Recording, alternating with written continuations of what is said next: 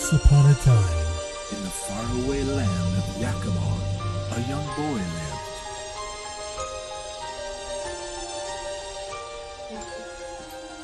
I remember the first time I met Jared on the day he was born.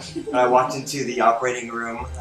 He had his mouth wide open, just wailing, and he's been singing ever since. Yeah, not a quiet moment when Jared's Yeah. around. Lots of laughter. Yes, yes. And he sings at the top of his lungs. Yep.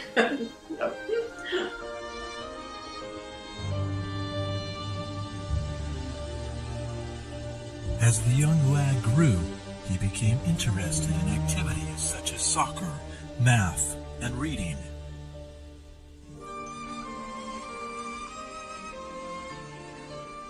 Jared's always been involved in ministry with us as a family. We were worship pastors for many years, and so Jared kind of came up through the ranks and did solos in choir and was on a worship team for the youth ministry as well as for the church.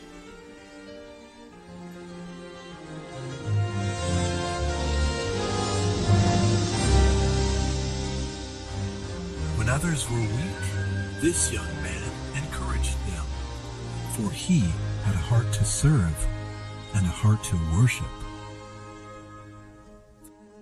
And I feel like Jared's always been kind of a natural born leader and very accepting of people. He has always been one that just kind of takes in those that maybe just need a friend, and really has a good listening ear and can see that God has used him in lots of lives, and just being the supportive friend.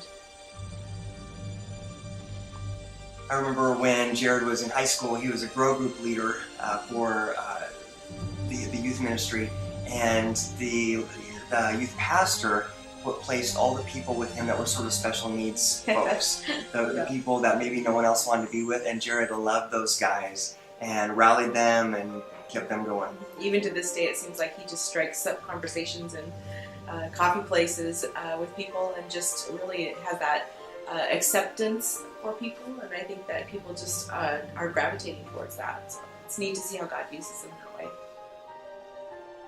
When Jared came back from Las Vegas, the thing that he said is, "I want to come and help you, Mom and Dad, at your church." It's our first time to be lead pastors, and Jared has just jumped in with both feet.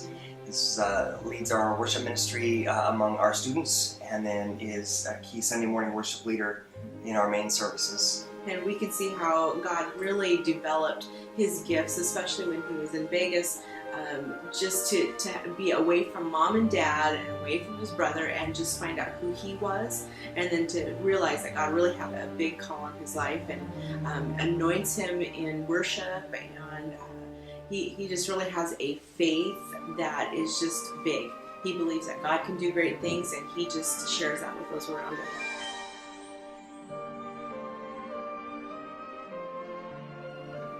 I love it when Jared leads prayer, like for before service when we're praying. He just has I think a special gift at leading people in prayer. He just inspires people when he prays. But Jared's path was soon to take a turn.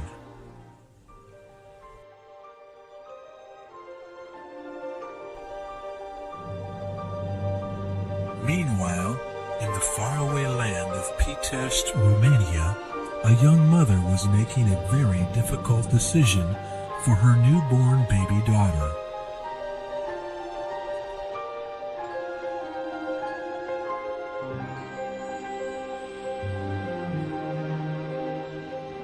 We had been there for a couple of weeks and were getting kind of despairing when, lo and behold, things changed, and we met a man that was able to lead us to you, and you were the one that the Lord had picked out.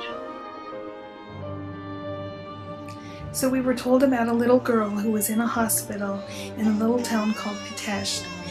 She was originally meant to be adopted by a family in Italy, but they later changed their mind because they found a little boy that they just absolutely loved. There was also a family from Canada who wanted to adopt her, and myself. Because I was from America, her birth mother chose us. And I'll never ever forget the day that she and I stood together, both of us holding Allie, and crying together, and she chose me to be her daughter's mother.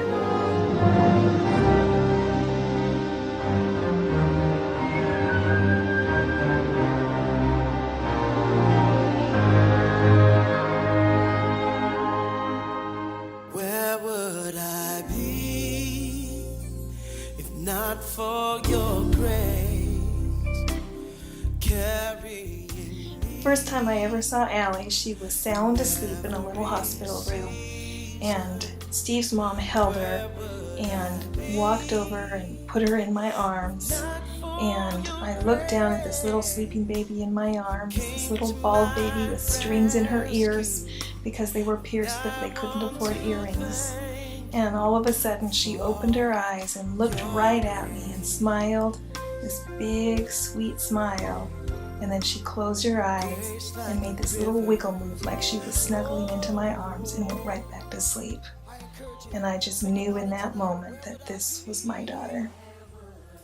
I'll never forget meeting Cindy and Mom at the airport in Portland. They had been gone for a month, wondering what it was going to be like, having that little girl in our family, wondering if I could love her as much as I did David.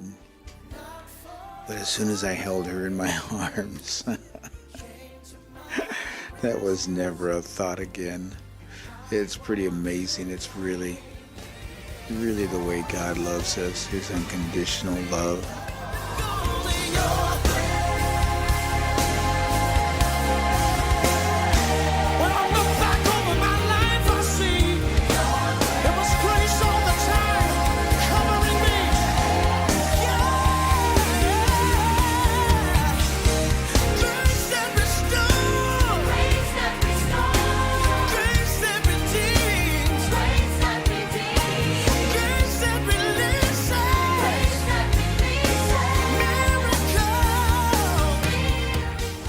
As Allie grew, she loved to sing, play, and be in the center of everything.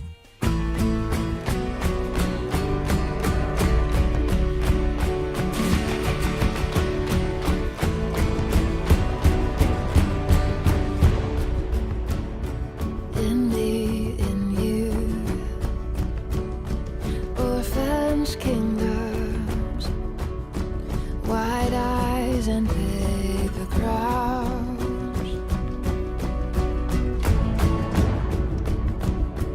Time will hold us, time erode us. We're inkling children now. We are wandering where the wild wind blows. We are happy here, 'cause the wild. But then, one spring day in a fine, crowded Seattle coffee shop where all good relationships start, destiny was initiated.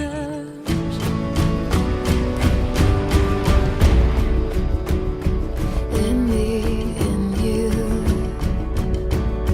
things explorers,